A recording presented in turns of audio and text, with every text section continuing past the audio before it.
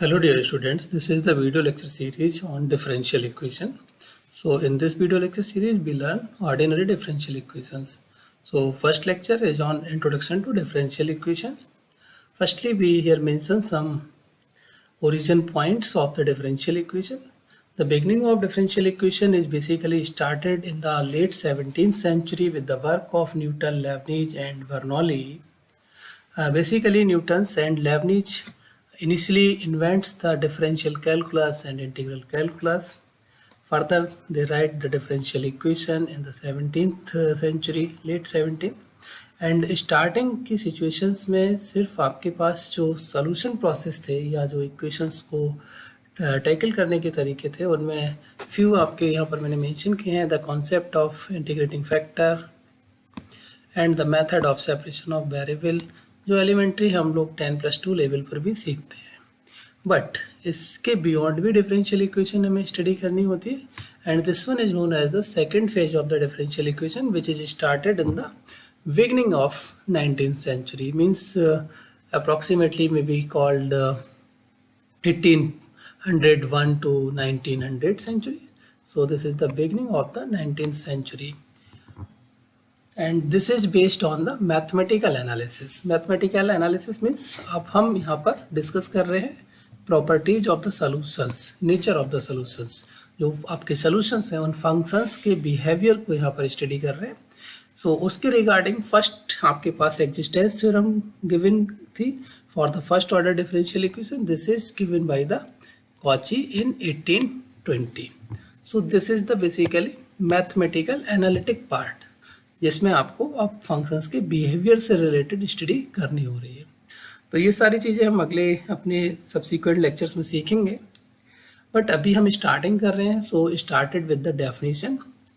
अब डेफिनेशन हम यहाँ पर डिफाइन कर रहे हैं. An ordinary differential equation is a equation which consist the independent variable as well as consist the dependent variable and its derivative up to a certain order. Because हम कोई भी इक्वेशन लिखते हैं उसमें एक ऑर्डर फिक्स होगा, उससे ज़्यादा हम डेरिवेटिव सकर्स नहीं कर रहे हैं. Such a relation can be written as maybe say F is a functional form. Say independent variable t, dependent variable y, first order derivative is say dy over dt. In the same way you can write say the fixed order derivative is dn y over dt to the power n equals to 0. This is the functional form. Here n is the here n is an integer known as order of differential equation.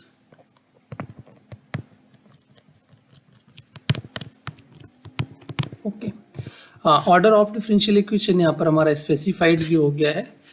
इसके साथ साथ हम कुछ examples कर लेते हैं. से for example say we consider a differential equation something dy over dx equals to say some y. Then we can define the order of the differential equation, sorry, dy over dt, not x. We take the independent variable as t, so the order is basically 1, only one time differentiate. Maybe we consider some another example. This is the first example, this is the example number 2. Maybe consider d3y over dx 3 plus dy over dx equals to maybe the some sin x. So what is the order? Here order is the 3 because we differentiate the dependent variable 3 times to define this differential equation. So in this way आपने इसका order define कर दिया. ये order और degree आपके 10+2 level पर बहुत elementary works हैं, इस पर हम बहुत ज़्यादा फोकस नहीं कर रहे हैं. ठीक है, सिंपल आपको कॉन्सेप्ट पता होना चाहिए. What is the meaning of the order and what is the meaning of degree of the differential equation. So degree मैं यहाँ पर ऐसे ही आपको लिबरेट कर दे रहा हूँ कि जितने भी आपके पास हाइएस्ट ऑर्डर टर्म है उसकी जो भी पावर होगी this power is defined as the degree provided your differential equation is given in terms of a polynomial form. If the differential equation is not in polynomial, then we can't define the degree of a differential equation. Okay, so degree के लिए भी हम एक जिसकी not defined आपके differential equation की degree है वो एग्जांपल कंसीडर कर लेते हैं. एग्जांपल मे बी से सम d2y over dx square plus sin of dy over dx equal to 0. अब देखिए हाईएस्ट ऑर्डर तो हमारे पास 2 है, बट हमने अभी जस्ट यहाँ पर वर्ड यूज किया कि हमारी जो डिफरेंशियल इक्वेशन है वो पॉलिनोमियल फॉर्म में होनी चाहिए, but due to this sine term, sine function, और इसका जो वेरिएबल है वो डेरिवेटिव टर्म है, तो जब इसको हम एक्सपेंड करेंगे इनफाइनाइट सीरीज हो जाएगी. और polynomial is a finite number of terms sequence. So ये जो टर्म है ये इसकी डिग्री डिफाइन नहीं करने देगा. So for this differential equation degree is not defined. तो आप इस सीक्वेंस में डिग्री डिफाइंड या सॉरी नॉट डिफाइंड डिफाइन कर सकते हैं, बट इस पे हम बहुत ज़्यादा फोकस नहीं कर रहे. ठीक है, ये हमारे लिए बहुत ज़्यादा इंपॉर्टेंट टॉपिक्स नहीं. हम एलिमेंट्री चीज़ों को लेके फिर अगले मूव करते हैं. मेन जो एनालिटिक पार्ट है आपका एनालिसिस वाला, जिसमें आपको फंक्शंस के बिहेवियर्स की बात करनी होगी, उसको हम सॉल्व करेंगे. प्रोवाइडेड सबसे पहले हम अपने कुछ जो मेथड्स हैं हमारे 10+2 लेवल के, उनको भी हम रिवाइज करते हुए अगले मूव करेंगे. तो आज हम स्टार्टिंग से लेके चल रहे हैं. So first point is number 1. सबसे पहले एक शॉर्ट में हम 1-2 एग्जांपल्स देख लेते हैं. Formation of differential equation. Formation of differential equation. सबसे इजीएस्ट एग्जांपल हम यहाँ पर कंसीडर करते हैं. Suppose we have a family of curves. ठीक है, we have a family of curves say y square equal to 4ax. This is a family of curves of parabolas. इसकी हमें डिफरेंशियल इक्वेशन निकालनी है. डिफरेंशियल इक्वेशन फाइंड करने में हम क्या करते हैं भाई, कि हमारे पास जो वेरिएबल्स दिए हैं, ठीक है, उनके टर्म्स में इक्वेशंस को एक्सप्रेस करना है, और हमारे पास जो गिवन फैमिली ऑफ कर्व्स हैं उसमें से जो पैरामीटर है उस पैरामीटर को हमें रिमूव करना होता है. तो यहाँ पर हमारे पास देखिए, अगर a अभी हम कंसीडर करते हैं तो a की वैल्यू हमें फिक्स नहीं पता है. So this a is known as the parameter. तो हमारा मोटिव क्या होगा कि इस पैरामीटर को हम रिमूव कर दें. सो इसके लिए हमें क्या करना होगा, डिफ्रेंशिएट करते हैं. तो इसको आप इक्वेशन 1 कॉल कर लीजिए. यहाँ पर हमने मेंशन कर लिया differentiate 1 with respect to x. So this is defined to y dy over dx equals to this one is 4a. So आप इसी तरीके से एज इट इज छोड़ दीजिए. This is equation number 2 after differentiation. Now we want to remove this parameter a from the given equation as well as the equation obtained by the differentiation. So यहाँ पर मैं mark भी कर देता हूँ. Now remove parameter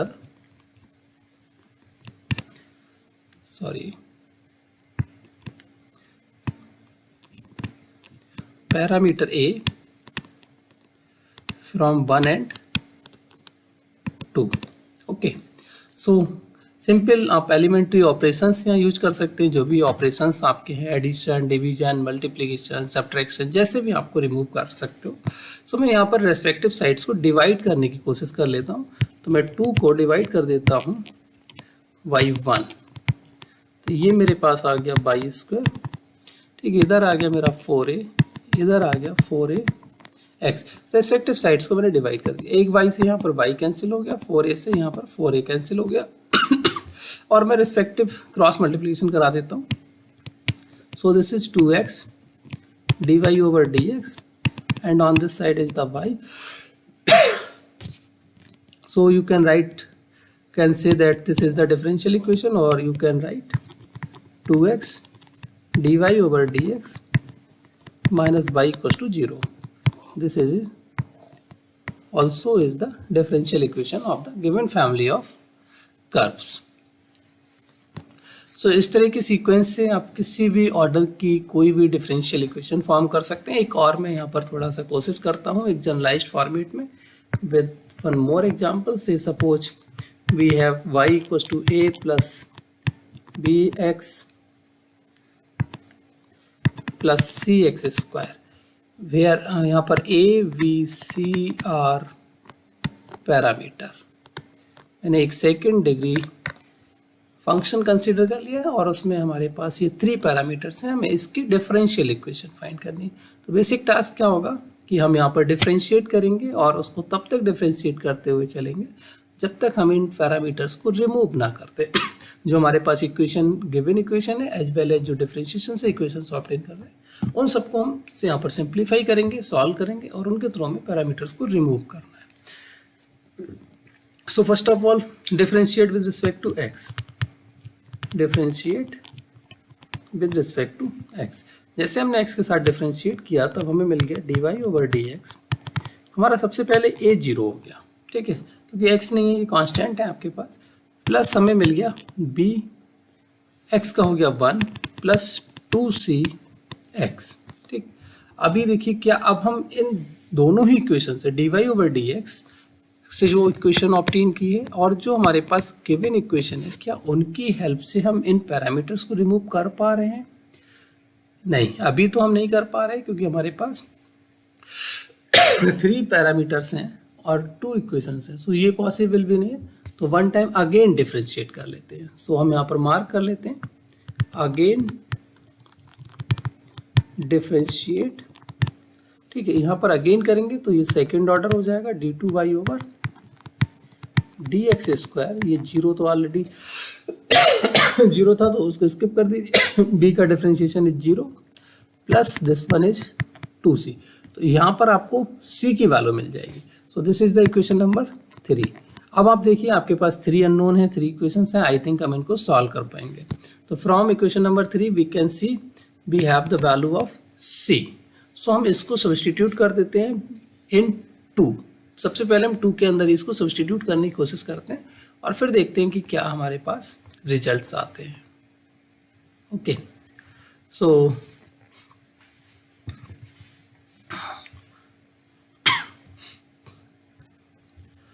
अभी मैं यहाँ पर पूरा हिट एंड ट्रायल वे आपको दे रहा हूँ कि कैसे आप इसको जस्टिफाई करेंगे। तो अभी हमारा बेसिक टास्क है, हम यहाँ पर ट्राई करते हैं कि 3 अननोन्स हैं, 3 इक्वेशंस हैं, then probably we can remove. देखते हैं अगर होगा या नहीं होगा, हम इसको फिर अगले जनरलाइज भी करेंगे। ओके, सो भाई सी यहाँ से मिल गया, सब्सटीट्यूट इन 2, सब्सटीट्यूट इन 2। जैसे हम 2 के अंदर सब्सटीट्यूट करेंगे हमें मिल जाएगा d y over d x equal to v plus this is the x times of d two y over d x square. यहाँ से हम b की वैल्यू निकाल सकते हैं। b can be written as d y over d x minus x d two y over d x square. इस b को अब हम इक्वेशन नंबर 1 में पुट कर सकते हैं, तो इसको 1 में पुट कर दीजिए।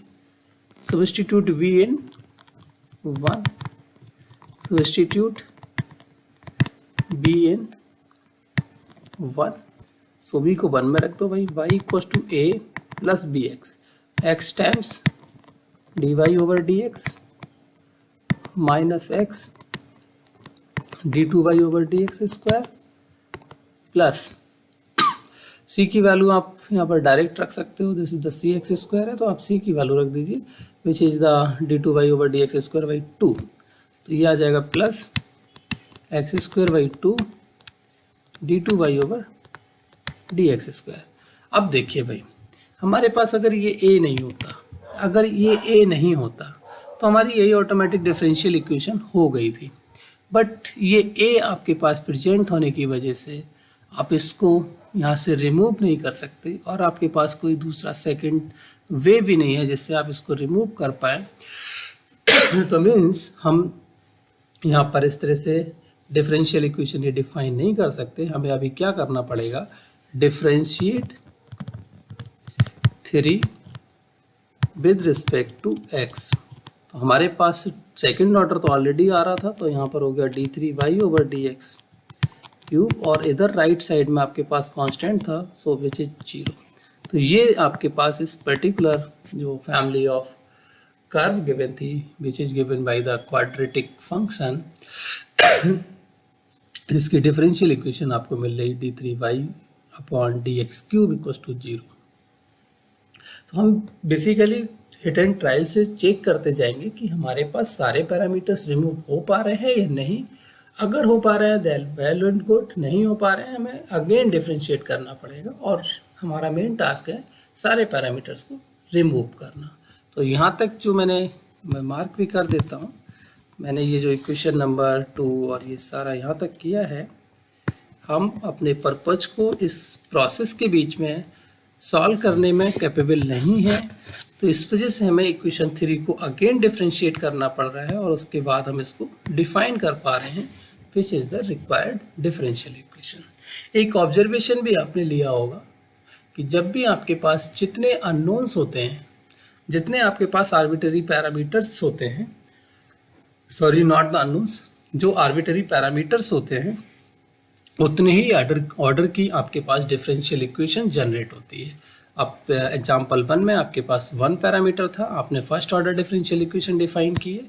आपके पास एग्जाम्पल 2 के अंदर 3 पैरामीटर्स थे, आपके पास third order differential equation arise हो रही है। तो इस तरह से आप किसी भी गिवन फैमिली ऑफ कर्व्स के थ्रू कोई भी डिफरेंशियल इक्वेशन फॉर्म कर सकते हैं। ये तो हो गया डिफरेंशियल इक्वेशन का फॉर्मेशन। अब हम मूव करते हैं सॉल्यूशन प्रोसेस पे, how to solve a differential equation. Solution process. So let us suppose a differential equation may be, for example, dy/dx equals to maybe ay. हम यहाँ पर बेसिकली सोल्यूशन की बात कर रहे हैं। So solution something, what do we mean by the solution? एक linear equation हम कंसीडर कर लेते हैं, maybe ax plus b, sorry we consider with the numbers, maybe 2x plus 3 = 0। अब इसको हम कैसे कहेंगे कि what is the solution of this equation? Solution means something which satisfies the given problem. ठीक है, मीन्स जो आप किसी भी प्रॉब्लम की बात करते हैं, चाहे आपकी वो बिहेवियरल प्रॉब्लम हो या कुछ भी हो, उसके सोल्यूशन का मतलब क्या हो गया कि जो आपकी रिक्वायरमेंट्स को पूरा कर रहा हो, दैट इज द सोल्यूशन।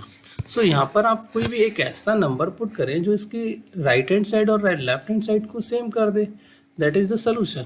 सो आप यहाँ पर सपोज 2 × आपने पुट कर दिया -3/2 प्लस 3, तो इसको सॉल्व किया, आपके पास आ गया 0, एंड राइट में ऑलरेडी आपके पास 0 दिया, that is we can say that x = -3/2 is the solution of the above equation.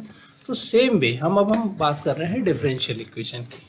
हम डिफरेंशियल इक्वेशन में इसका कोई सोल्यूशन कैसे कहेंगे? मीन्स हमारा मेन टास्क क्या है कि जो डिपेंडेंट वेरिएबल है, जो हमारे पास अननोन वेरिएबल है, जिसको हमें यहाँ पर नोन करना है, that is the dependent one y, इसको हम ऑब्टेन करें। तो हमारे पास y एक इस तरह का फंक्शन होना चाहिए जो इस डिफरेंशियल इक्वेशन को सेटिस्फाई कर रहा हो। दैट इज, अब हमें एक फंक्शन यहाँ पर सर्च करके लेके आना है। अब हम कैसे सर्च करें भाई कि जो इसको सेटिस्फाई कर रहा हो? तो अब पहले आप इक्वेशन की हेल्प से ही डिसाइड कर सकते हो। देखिए आपके पास राइट साइड में आ रहा है फंक्शन y, लेफ्ट साइड में आ रहा है dy/dx, डेरिवेटिव आ रहा है। तो मीन्स आपको समथिंग कुछ एक ऐसा फंक्शन चाहिए होगा जिसका डेरिवेटिव और फंक्शन इटसेल्फ द सेम होने चाहिए। अब ये किस टाइप के फंक्शंस पे होता है? मे बी हम लीनियर फंक्शन x कॉल कर लें, बट x का derivative is 1, it not satisfies our requirements. कोई भी आप x² x³ पॉलिनॉमियल फंक्शन लीजिए, नो नहीं करेगा क्योंकि उसका डिग्री कम हो जाएगा। May be consider so a one example for the trial, e⁻⁴ x, lambda x, exponential function. Exponential को जब भी हम डिफरेंशिएट करेंगे, कितने भी टाइम डिफरेंशिएट करें, ये सेम फंक्शन आपको रिटेन करेगा e⁻x। ठीक है, तो यहाँ पर कुछ जो आप वैल्यूज रख लेते हैं, उसके लिए एक हमने पैरामीटर इंट्रोड्यूस कर लिया है जिससे हमारी इक्वेशन का बैलेंस कर सके।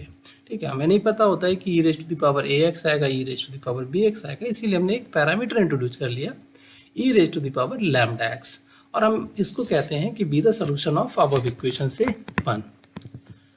Is the solution of 1। अब ये 1 का अगर सोल्यूशन है तो भाई क्या होगा, इसको सेटिस्फाई करना चाहिए, that is we find dy over dx, dy over dx e raise to the power lambda x, इसको सेटिस्फाई करा दो भाई, hence lambda e raise to the power lambda x equals to a e raise to the power lambda x, lambda minus a e raise to the power lambda x equals to 0। अब हमारे पास देखिए यहाँ पर product आ रहा है two terms का, lambda minus a equals to 0 और e raise to the power lambda x equals to 0, but exponential function can never be 0, exponential function is nowhere 0, nowhere 0। So फिर आपका बस होता है क्या, a minus sorry lambda minus a is 0, that is lambda आपको मिल गया a। जो हम पैरामीटर की बात कर रहे थे कि ये ऑटोमेटिकली आपकी डिफरेंशियल इक्वेशन एडजस्ट कर लेगी, hence y equals to e raise to the power ax is the solution. आप इसको सेटिस्फाई कराएंगे तो आपकी सारी कंडीशंस फुलफिल हो जाएंगी। अब इसी सीक्वेंस को हम अगले लेके हमारे जो मेथड्स हैं डिफरेंशियल इक्वेशंस को सॉल्व करने के, एक जनरल प्रोसेस मैंने आपको बता दिया है कि आप किसी भी डिफरेंशियल इक्वेशन को कैसे सॉल्व करते हैं। अब हम फर्दर अपने जो डिफरेंट प्रोसेस हैं उनको डिस्कस करेंगे, ठीक है। शॉर्ट में डिस्कस करते हुए हम मूव करेंगे जो हमारे एनालिटिक पार्ट के टॉपिक्स हैं उनके लिए। सो आज के लिए इतना ही रखते हैं इंट्रोडक्शन के अंदर।